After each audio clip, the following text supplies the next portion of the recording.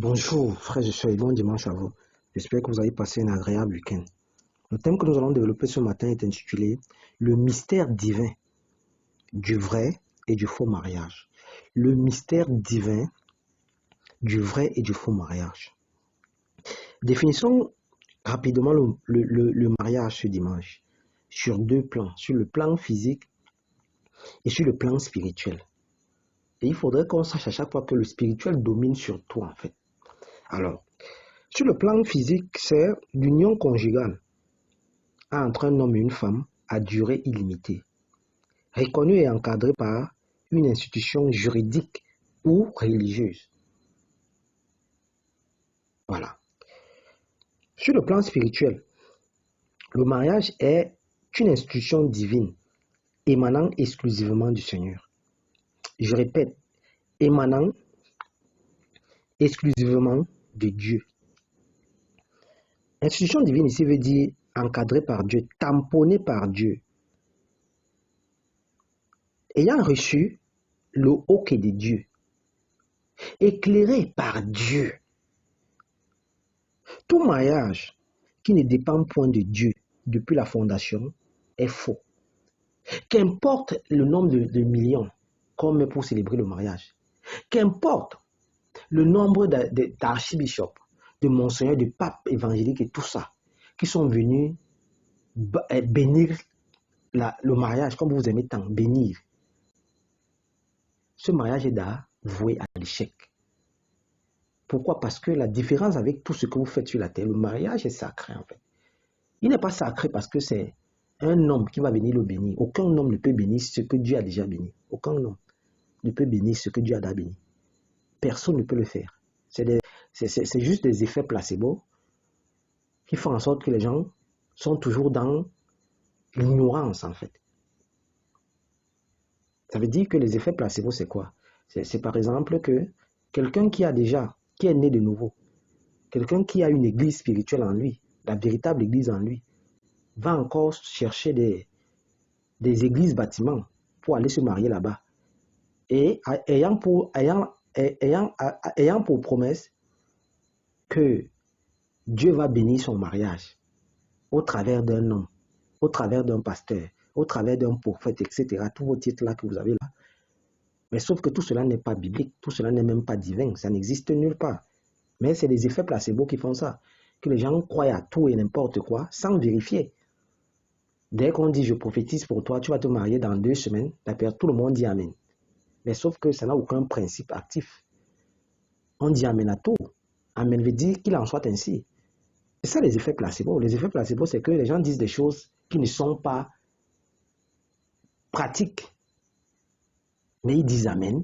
C'est ça les effets placebo. Mais c'est une mentalité. C'est des choses qu'on a mis dans le subconscient des gens pour les amadouiller, pour les contrôler, pour les embrouiller. Parce qu'aujourd'hui, les églises bâtiments gagnent beaucoup d'argent dans ces histoires de mariage, etc. Mais tout ça, c'est les effets placebo, en fait. Ça n'existe pas. Le véritable mariage, le seul tampon est celui de Dieu. Le seul tampon est celui de Dieu. Aucun homme n'a la capacité de bénir un mariage. Si vos éminences et tous vos hommes de Dieu là avaient la capacité de bénir vos mariages comme ils disent qu'ils les bénissent, c'est que vous ne vous séparez point. C'est qu'il n'y a pas de séparation. On a vu des mariages ici où ça a fait le tour du monde, en grande pompe, où les gens ont eu des milliards, le monde entier, le mariage a été filmé, où il y a eu des éminences qui sont venues bénir le mariage, dire ceci ou cela. Mais ça n'a pas tenu 2 semaines. C'est dû à quoi? Mais ça ne vous parle pas. Dieu ne vous parle pas. Trompe-t-on le Saint-Esprit? Trompe-t-on Dieu? Trompe-t-on les Écritures? Mais c'est que les gens sont dans les effets placebo. Ils n'aiment pas écouter les Écritures. Ils n'aiment pas. C'est leur désir, c'est leur fantasme. C'est pour ça que tu les vois dire amen à tout et à n'importe quoi, sans vérifier les Écritures. Donc ce matin, je sais que beaucoup seront mal à l'aise. Mais moi, je suis là pour te révéler les Écritures. Parce que Jean 7, verset 18 déclare que celui qui parle au nom de son propre chef cherche sa propre gloire. Mais celui qui parle au nom de son maître, il lève rien point d'injustice en lui. Ça veut dire que je ne défends rien du tout. Je suis quelqu'un de lambda, je suis un anonyme. Et je ne me suis pas autoproclamé un titre ou bien quoi que ce soit, ça ne m'intéresse pas. Donc je suis juste là pour te révéler les Écritures, même si ça te fait mal. Même si tu as déjà des des appréhensions ou bien tu as déjà des fantasmes dans ta tête. Tu as déjà des choses on a construit, on a bâti dans ta tête.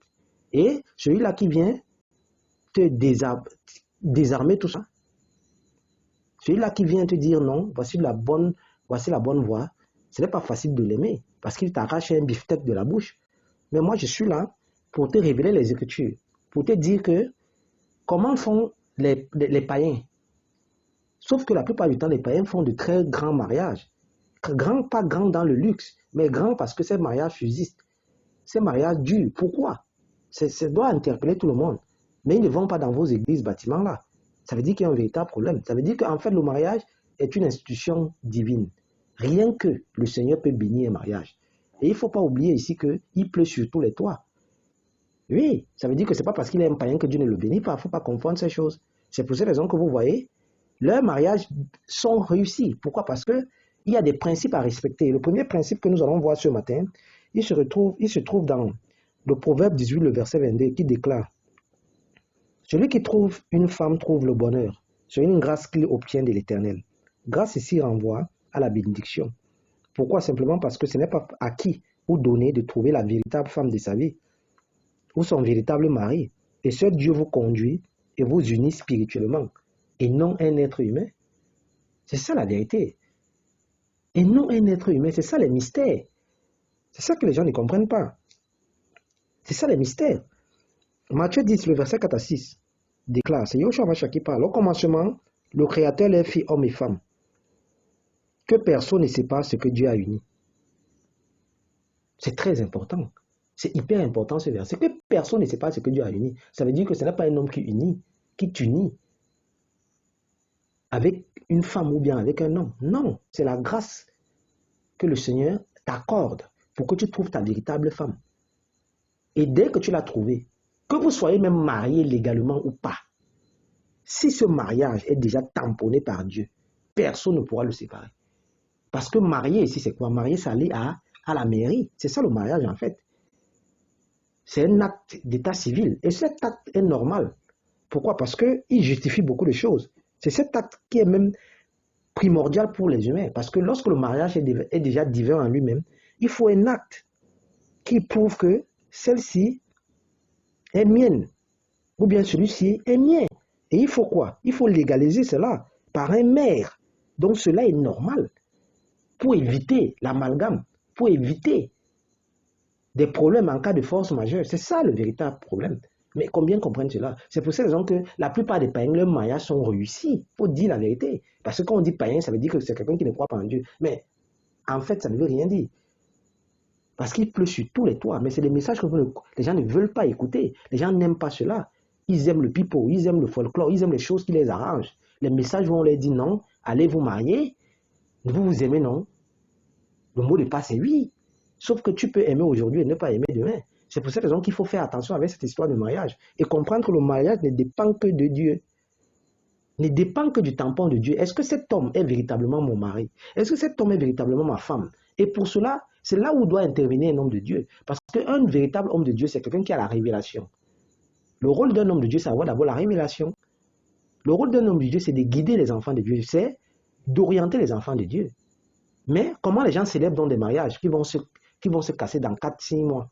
Ça veut dire qu'il y a un problème. En fait, c'est le business qui intéresse les gens. Les églises, bâtiments sont des business. À ciel, ouais, il faut dire la vérité. Je sais que ça frustre les gens, mais c'est la vérité. La vérité n'a pas d'écran. Parce que comment se fait-il qu'on vous bénit, comme vous dites? On vous bénit dans ces églises. Ce que je refute, qu'aucun homme ne peut bénir un mariage. Parce que le mariage est institué par Dieu. C'est Dieu qui bénit le mariage. Dès la fondation, ça veut dire qu'avant même que tu ne rencontres ton mari ou bien ta femme, tout est planifié.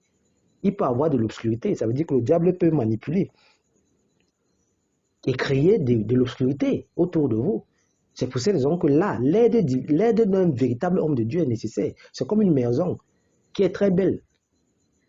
Mais à chaque fois, on constate qu'il y a de la broussaille au niveau de la maison. Et la broussaille empêche à la maison de s'émerveiller. À chaque fois qu'on déblaye la maison, quelques jours plus tard, les herbes ne font que pousser. Il faut donc la révélation d'un véritable homme de Dieu pour voir ce qui ne va pas. Il va constater peut-être que la maison est hantée. Et si la maison est hantée, ça veut dire qu'il y a un esprit. Et il faudrait qu'il ait des capacités nécessaires pour chasser cet esprit. Et maintenant, la gloire va se faire seule. Parce que la gloire est déjà en fait dans la maison. Dans les histoires qu'un homme de Dieu va bénir un mariage, machin, machin, c'est faux. S'il pouvait bénir les mariages, c'est qu'il n'y a pas de séparation. Parce qu'on bénit tous les mariages aujourd'hui, dans vos églises, bâtiments-là. Mais qu'est-ce qu'on voit? C'est la déception, c'est la désolation. Les païens qui ne vont pas dans vos histoires-là, c'est eux qui sont en pole position. Vous passez le temps à les dénigrer, à parler d'eux à longueur de journée. Dans vos prêches, oh, les machins, machin, mais regardez les résultats. Mais le Seigneur vous parle. C'est des choses que bon homme n'aime pas. Ils n'aiment pas ça, ils aiment le pipeau, ils aiment le mensonge. C'est pour cette raison que Osée 4,6 dit « Mon peuple périt faute de connaissance ». Mon peuple périt faute de connaissance. Oui, et le principe du divin du mariage se trouve dans Genèse 2, le verset 18 au verset 25. L'Éternel Dieu dit « Il n'est pas bon que l'homme soit seul. Je lui ferai une aide semblable à lui. » Alors l'Éternel Dieu fit tomber un profond sommeil sur l'homme, qui s'endormit. Il prit une de ses côtes et renferma la chair à sa place. L'Éternel Dieu forma une femme de la côte qu'il avait prise de l'homme, et il l'amena vers l'homme. Et l'homme dit, voici celle qui est os de mes os et chair de ma chair, et on l'appellera femme, parce qu'elle a été prise de l'homme. Mon frère et ma soeur, c'est un grand mystère ici. Le mystère ici, qu'est-ce que ce mystère envoie? Ça veut dire que, en fait, si tu as déjà épousé ta femme, ou bien alors tu comptes l'épouser, rassure-toi qu'elle a été tirée de toi, toi l'homme. C'est ce que ça veut dire, c'est ça le mystère en fait. Ça veut dire que spirituellement, rassure-toi que spirituellement vous êtes compatibles, que spirituellement vous avez reçu le OK du Seigneur, sinon ça ne va pas tenir. Même si vous faites combien de temps ensemble, ça ne va pas donner. Voilà le principe divin du vrai mariage, au détriment des faux mariages qui s'organisent de gauche à droite, où les gens se mettent ensemble comme ils veulent. Et dès qu'ils sont ensemble, ils décident un jour d'aller voir un homme de Dieu, un soi-disant homme de Dieu, dans une, je ne sais pas où, et c'est lui qui doit bénir le mariage. Et ils ont toujours l'onction, ce que vous appelez onction aujourd'hui. Sauf que onction, c'est la maîtrise des Écritures. L'onction, c'est la capacité d'avoir des révélations. C'est la capacité d'être enseigné par le Saint-Esprit. Mais aujourd'hui, l'onction, c'est incroyable en fait. Moi, ça me surprend et ça me dépasse parce que je ne comprends pas à quel niveau les hommes sont arrivés pour manipuler les autres. Et celui-là qui vient vous dire non, n'allez pas là-bas, c'est normal. Parce que la religion et tout ce qui émane derrière, cela vient de la colonisation. Ça veut dire que c'est des lourds tributs. Il faut du temps, il faut beaucoup de temps pour que les gens commencent à se désarmer de beaucoup de choses. C'est les enseignements qu'ils reçoivent pendant longtemps. On les apprend que non, il faut aller te marier à l'église. Le pasteur va bénir le mariage. Mais aucun homme ne peut bénir un mariage. Le mariage, il est béni dès la fondation. Et que les gens arrêtent de dire « Je me suis marié devant Dieu et devant les hommes ». Pourquoi? Parce que Jean 14, verset 30 déclare « Yoshua déclare, je ne parlerai plus guère avec vous, car le prince de ce monde vient, il n'a rien de moi. Ce monde est sous l'impulsion du diable. C'est Satan qui domine le monde. Donc lorsque tu dis « Je me suis marié devant Dieu et devant les hommes », c'est par ignorance en fait. Tu te maries avant, tu te maries spirituellement. Le mariage, le véritable mariage n'est pas physique, il est d'abord spirituel. Aller à la mairie d'égaliser, ça c'est normal, c'est le processus. Mais le véritable mariage est divin et il est spirituel. Donc ce n'est pas une affaire de dire je me suis marié devant Dieu et les hommes, machin, machin. Pour toi, Dieu c'est une église, c'est l'église bâtiment. Ça n'existe nulle part, c'est pas biblique ça. La preuve c'est Adam et Ève. La Bible, nous avons lu Genèse 2 tout à l'heure. Le Seigneur les avait déjà mis ensemble. C'était une convention divine. Ce n'était pas l'œuvre d'un homme.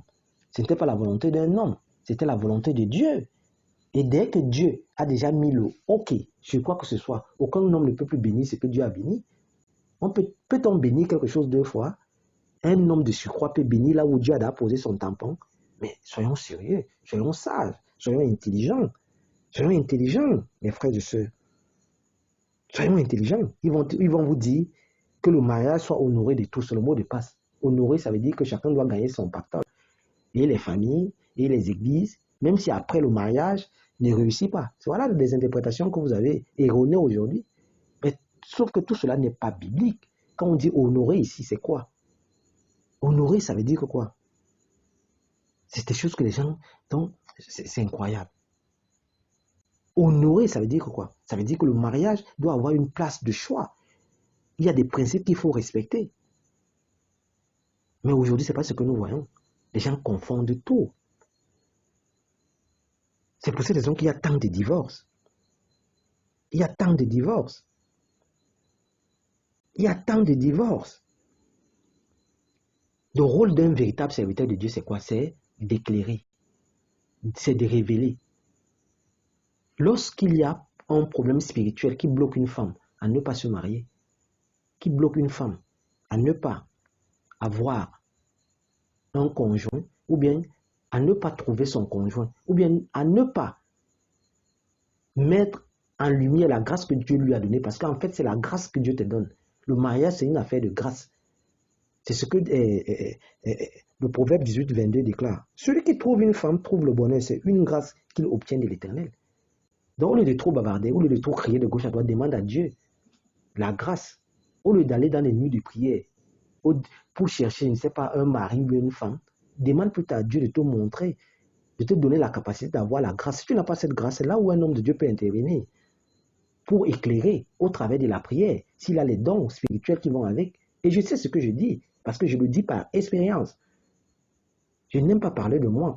Yoshua Amash a dit dans Jean 5, le verset 31, que si c'est moi-même qui rends témoin de moi, mon témoignage est faux. C'est pour cette raison que je n'aime pas parler de moi.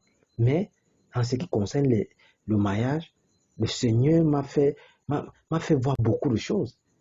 Je connais beaucoup de choses concernant le mariage. Donc, je ne parle pas comme quelqu'un de lambda. Pour ceux qui se disent non, c'est ceux qui parlent seulement. Non. Le mariage, c'est une affaire exclusivement divine. L'homme de Dieu est là pour déblayer le chemin lorsqu'il a ses capacités.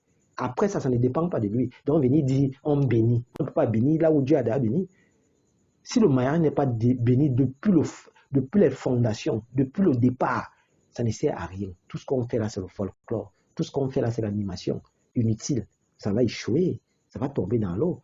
Au lieu d'accuser donc des grands-pères, des grands-mères, je t'aide plus à comprendre qu'en fait, le problème, c'est est-ce que tu as déjà reçu cette bénédiction, cette grâce qui consiste à dépister, à être sur le chemin, à voir qui est ton conjoint ou bien ta conjointe. Si tu n'as pas cette grâce, tu vas tourner en rond. C'est ça le problème. Ce n'est pas le mariage en lui-même le problème. Et arrêtons de croire que le mariage doit se dérouler, je ne sais pas, dans une église bâtiment. Si le mariage dès le départ n'est pas béni par le Seigneur lui-même, tout cela, c'est les effets placebo. Ça veut dire que tu vas te convaincre, non, tel a prié, tel autre a prié, ça ne va pas tenir. Parce que Dieu n'est pas là. Parce que ce mariage n'a pas le OK de Dieu. Donc c'est ce thème qu'on avait à développer ce dimanche. Bon dimanche et bon début de semaine. Merci.